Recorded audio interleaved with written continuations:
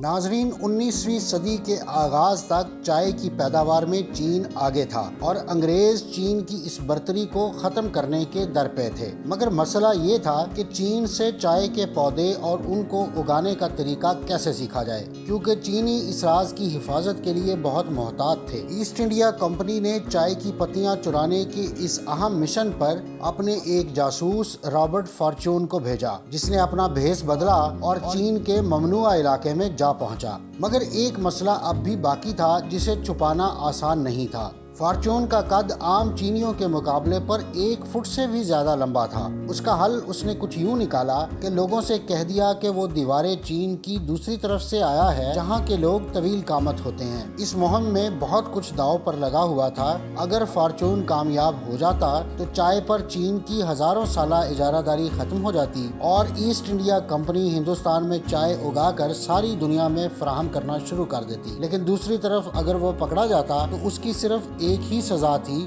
موت۔ اس کی وجہ یہ تھی کہ چائے کی پیداوار چین کا قومی راز تھی اور اس کے حکمران صدیوں سے اس راز کی حفاظت کی سر توڑ کوششیں کرتے آئے تھے، اور اس کی وجہ صاف ظاہر ہے کہ پانی کے بعد چائے دنیا کا مقبول ترین مشروب ہے، اور دنیا میں روزانہ 2 ارب لوگ اپنے دن کا آغاز چائے کی گرما گرم پیالی سے کرتے ہیں۔ یہ الگ بات کہ اس دوران کم ہی لوگوں کے دماغ میں یہ خیال آتا ہوگا کہ یہ مشروب جو ان کے مزاج کو فرحت اور دماغ کو چستی بخشتا ہے ان تک کیسے پہنچا اور اس کا آغاز کیسے ہوا۔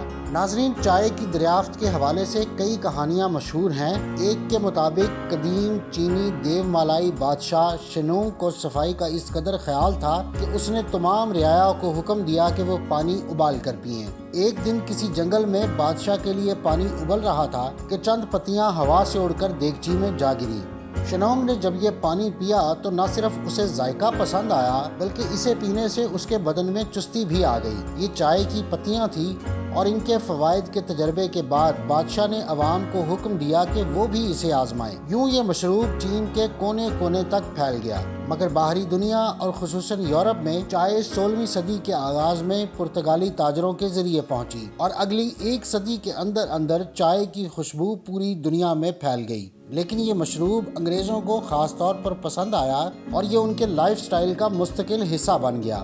جب انگریز ایسٹ انڈیا کمپنی کے ذریعے انڈیا آئے تو جہاں یہ مشروب ان کے ساتھ یہاں عام ہوا، وہیں یہ سوچ بھی پیدا ہوئی کہ کیوں نہ چائے یہیں ہندوستان میں اگائی جائے۔ اس سے چین کا پتہ کٹ جاتا اور ایسٹ انڈیا کمپنی ہندوستانی چائے کو دنیا بھر میں بیچ کر بھاری منافع بھی کما سکتی تھی۔ تاہم اس منصوبے میں سب سے بڑی رکاوٹ یہ تھی کہ چائے کا پودا کیسے اگتا ہے اور اس سے چائے کیسے حاصل ہوتی ہے۔ سر توڑ کوششوں کے باوجود اس راز سے پردہ نہ اٹھ سکا تھا۔ یہی وجہ تھی کہ کمپنی نے رابرٹ فارچون کو خفیہ طور پر بھیج اور وہاں سے یہ ہنر سیکھنے کا خطرناک کام سونپا تھا۔ اس مقصد کے لیے اسے چین کے ان علاقوں تک جانا تھا جہاں شاید مارکو پولو کے بعد کسی یورپی نے قدم نہیں رکھا تھا۔ اسے معلوم ہوا تھا کہ فوجیان صوبے کے پہاڑوں میں سب سے عمدہ کالی چائے اگتی ہے، اس لیے اس نے وہیں کا رخ کیا۔ سر منڈوانے اور چینی تاجروں جیسا روپ دھارنے کے علاوہ فارچون نے اپنا ایک چینی نام بھی رکھ لیا، سنگ ہوا، یعنی شوخ پھول۔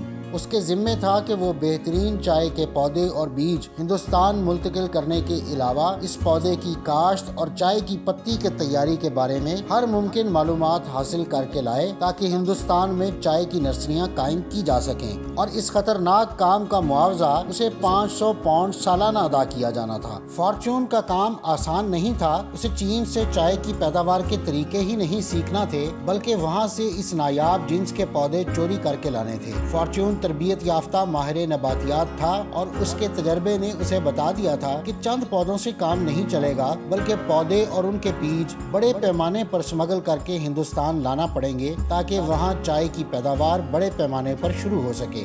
یہی نہیں، اسے چینی مزدوروں کی بھی ضرورت تھی تاکہ وہ ہندوستان میں چائے کی صنعتی بنیادوں پر کاشت اور پیداوار میں مدد دے سکیں۔ اس دوران اسے خود چائے کے پودوں کی تمام اقسام، اگنے کے موسم، کاشت، پتی کی پیداوار، سکھانے کے طریقوں وغیرہ کے بارے میں تمام علم حاصل کرنا تھا، چاہے وہ سبز چائے ہو یا کالی۔ فارچون کا مقصد عام چائے کے پودے حاصل کرنا نہیں تھا، بلکہ وہ عمدہ ترین چائے حاصل کرنا چاہتا تھا تاکہ ہندوستان میں بڑے پیمانے پر چائے کا بین الاقوامی کاروبار عمدہ ترین چائے سے کیا جائے۔ آخر کشتیوں، پالکیوں، گھوڑوں اور دشوار گزار راستوں پر پیدل چل کر 3 ماہ کے دشوار گزار سفر کے بعد فارچون ایک وادی میں قائم چائے کے ایک بڑے کارخانے تک پہنچنے میں کامیاب ہو گیا۔ اس سے قبل یورپ میں سمجھا جاتا تھا کہ سبز چائے اور کالی چائے کے پودے الگ الگ ہوتے ہیں، لیکن یہ دیکھ کر فارچون کی حیرت کی انتہا نہ رہی کہ دونوں اقسام کی چائے ایک ہی پودے سے حاصل کی جاتی ہیں۔ اصل فرق دونوں کو سکھانے اور پکانے کے طریقوں میں ہے۔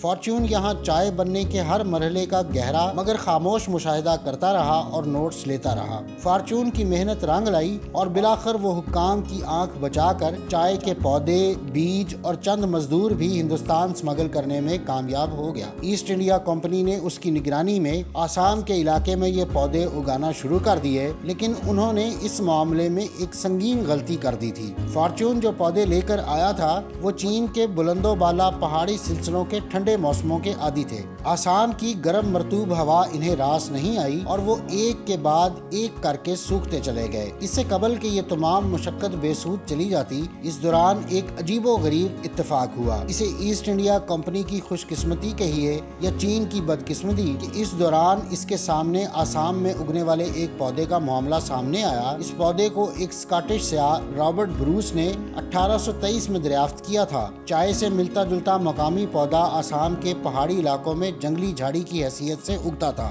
تاہم زیادہ تر ماہرین کے مطابق اس سے بننے والا مشروب چائے سے کم تر تھا۔ فارچون کے پودوں کی ناکامی کے بعد کمپنی نے اپنی توجہ آسام کے اس پودے پر مرکوز کر دی۔ فارچون نے جب اس پر تحقیق کی تو معلوم ہوا کہ یہ چینی چائے کے پودے سے بے حد قریب ہے، بلکہ ان کی نسل ایک ہی ہے۔ چین سے سمگل شدہ ورکرز کو استعمال کر کے جب انہی کے طریقوں کے مطابق پتی تیار کی گئی تو تجربات کے دوران لوگوں نے اسے خاصا پسند کرنا شروع کر دیا۔ دیسی چائے کی کامیابی کے بعد کمپنی نے آسام کا بڑا علاقہ اس ہندوستانی پودے کی کاشت کے لیے مختص کر کے اس کی تجارت کا آغاز کر دیا، اور ایک عشرے کے اندر یہاں کی پیداوار نے چین کو مقدار، معیار اور قیمت تینوں معاملات میں پیچھے چھوڑ دیا۔ برآمدات میں کمی کے باعث چین کے چائے کے باغات خشک ہونے لگے اور وہ ملک جو چائے کے لیے مشہور تھا ایک کونے میں سمٹ کر رہ گیا۔ ناظرین، چائے کی کہانی بھی چائے جتنی ہی دلچسپ ہے اور آج بھی انسانی ثقافت میں اس کا اہم کردار ہے۔ دنیا بھر میں سردی، گرمی، صحت، بیماری، خوشی، غمی، ہر موقع پر اس کا استعمال کیا جاتا ہے۔